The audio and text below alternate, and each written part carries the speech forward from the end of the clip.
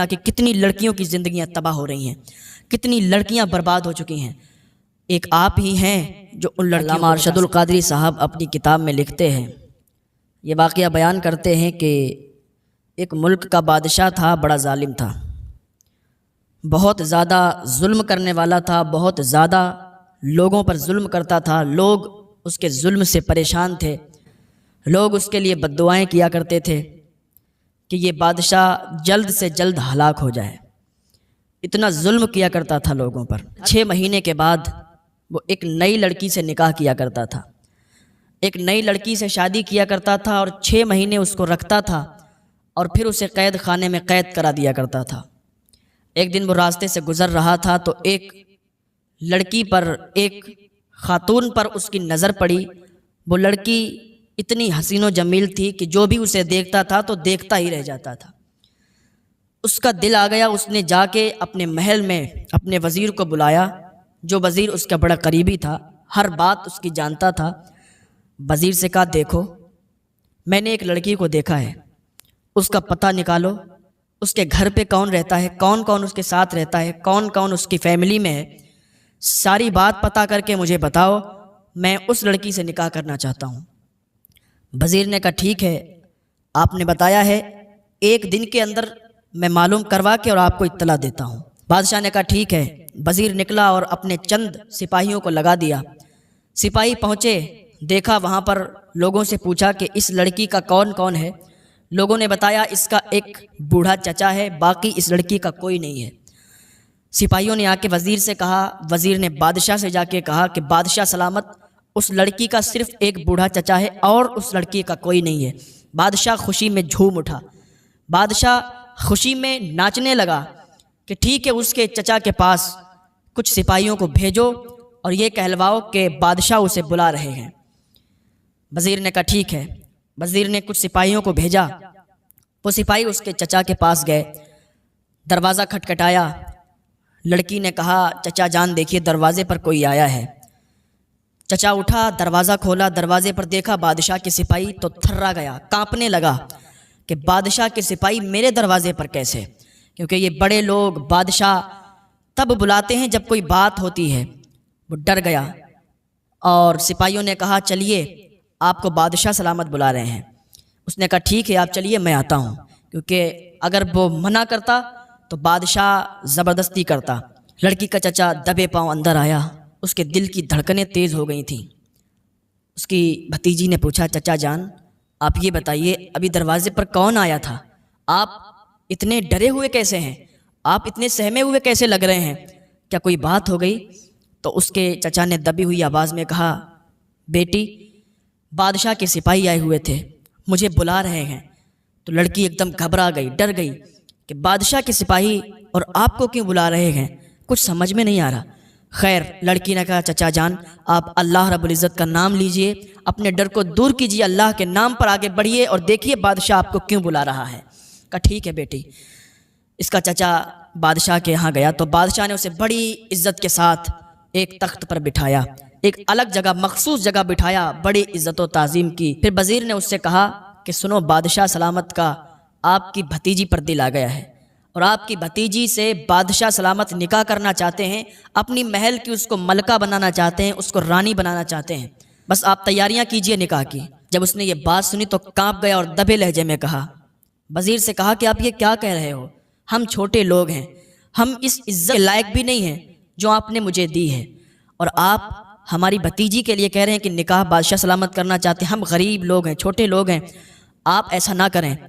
بادشاہ بھی غصہ ہو گیا اور وزیر بھی غصہ ہو گیا، تیز آواز میں کہا کہ سن لے، اگر تو راضی نہیں ہوا تو سمجھ لے ہم زبردستی بھی کرنا جانتے ہیں، ابھی تمہیں عزت دے رہے ہیں، عزت کے ساتھ بٹھالا ہے اور عزت کے ساتھ پوچھ رہے ہیں، لیکن اگر تم راضی نہ ہوئے اپنی بھتیجی کا نکاح کرنے کے لیے تو ہم زبردستی تمہاری بھتیجی کو اٹھوا لیں گے اور تمہیں بھی قید خانے میں ڈلوا دیں گے۔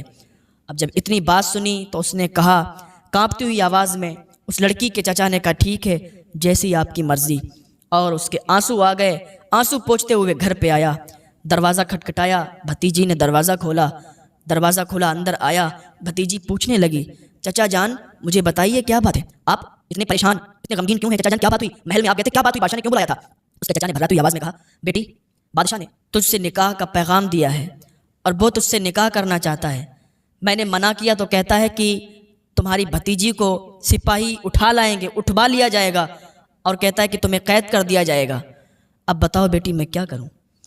تو اس لڑکی نے کہا، چچا جان آپ پریشان مت ہوں، پریشان ہونے کی ضرورت نہیں ہے، اگر رب کو یہی منظور ہے تو میں خوشی خوشی اس کے نکاح میں چلی جاؤں گی، قربان ہو جاؤں گی میں، آپ پریشان نہ ہوں۔ اب بادشاہ تک پیغام پہنچا دو کہ ٹھیک ہے میری بھتیجی تیار ہے، وہ آپ سے نکاح کرے گی۔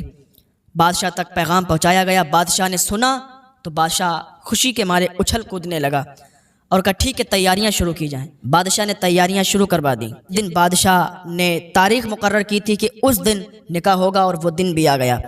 بادشاہ نے اس لڑکی سے نکاح کیا اور رخصتی کی اور اپنے محل میں لے گیا۔ جب محل میں پہنچی تو پھر اپنا تاج شاہی جو ہیرے جواہرات سے جڑا ہوا تھا وہ اس کے سر پہ رکھ دیا۔ اب وہ کوئی عام خاتون نہیں رہی، اب وہ اس کے محل کی ملکہ بن چکی تھی، اب وہ اس کے محل کی رانی بن چکی تھی، اس بادشاہ کی بیوی بن چکی تھی۔ لوگ اس کی عزت کر رہے تھے، کنیزیں اس کی تعظیم کر رہی تھیں۔ جب بادشاہ کا نکاح ہو گیا تو نکاح سے پہلے تو بادشاہ کو یہ بہت اچھی لگتی تھی، بہت حسین و جمیل لگتی تھی، لیکن نکاح کے بعد اس کا دل پھیکا پڑنے لگا۔ اب اسے وہ حسن نظر نہیں آتا تھا، اب اس میں اسے وہ چمک نظر نہیں آتی تھی۔ بادشاہ کا دل اس سے پھیکا پڑنے لگا اور یہ بھی گھٹ گھٹ کے اس محل میں جینے لگی۔ اب اس کا کام کیا تھا؟ 5 ٹائم کی نماز پڑھتی، اللہ رب العزت کی عبادت کرتی، اللہ کو یاد کرتی، دعائیں کر کر کے رویا کرتی تھی۔ ایسے ہی 6 مہینے گزر گئے۔ جب 6 مہینے گزرے تو ایک خاتون آئی اس کے پاس اور کہنے لگی، اے بی بی، اے ملکہ، آپ کو معلوم نہیں ہے یہ بادشاہ بہت ہی ظالم ہے، بادشاہ بہت ہی ظلم کرنے والا ہے۔ اس خاتون نے کہا، اے ملکہ، اس نے بہت سی لڑکیوں کی زندگیاں تباہ کی ہیں، اس نے بہت سی لڑکیوں کی زندگی برباد کی ہے۔ تمہیں معلوم نہیں ہے اسی محل کے اندر ایک قید خانہ ہے، ایک تہ خانہ ہے، اس کے اندر کئی لڑکیاں قید ہیں اور ان کی زندگی برباد ہو چکی ہے، اور کوئی کئی سال سے ہے، کوئی کئی مہینے سے ہے۔ میں یہ سمجھتی ہوں کہ آپ اللہ کی نیک بندی ہیں، آپ اللہ کا ذکر کرتی ہیں، اللہ کی عبادت کرتی ہیں، مجھے یہ لگتا ہے کہ آپ ان کو بچا لیں گی۔ اگر آپ وہاں پر ایک بار چلی جائیں تو آپ ان کو نکال کر لا سکتی ہیں، میں آپ کو فل سپورٹ کروں گی۔ جب ملکہ نے یہ سنا کہ کئی لڑکیاں قید خانے میں قید ہیں تو اب اس کی دل کی دھڑکنیں تیز ہو گئیں کہ کاش میں ان تک جلدی سے پہنچ جاؤں اور ان کی زندگی بچا لوں۔ اب یہ کنیز نے کہا ٹھیک ہے، اگر آپ اس بات پر راضی ہیں کہ آپ ان لڑکیوں کی جان بچائیں گی تو بادشاہ کے جانے کا انتظار دیکھیں۔